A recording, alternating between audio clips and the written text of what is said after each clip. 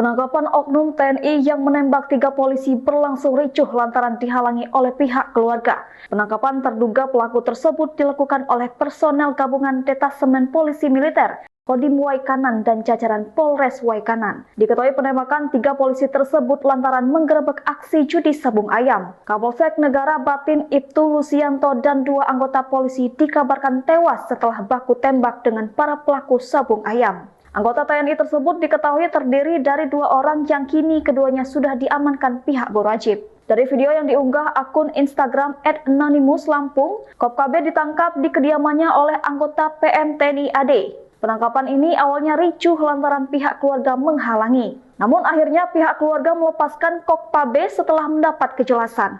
Ia langsung diborgol dengan tangan di belakang. Ia dimintai keterangan terkait dengan siapa pelaku utama yang menembak para polisi yang hendak melakukan penggerebekan. Sementara itu, rekan KOPKB Pel2L sudah lebih dulu menyerahkan diri ke polisi. Sebelum melakukan pembunuhan, beredar di akun X @wgreborn, sosok KOPKB sempat memamerkan senjata api miliknya. KOPKB tampak mengisi peluru pada senjata yang ia pegang lalu ia lesakkan ke arah tertentu. Namun tak terlihat dengan jelas apa yang KOPKB bidik. Hingga akhirnya postingan itu viral dan menuai berbagai komentar dari warganet.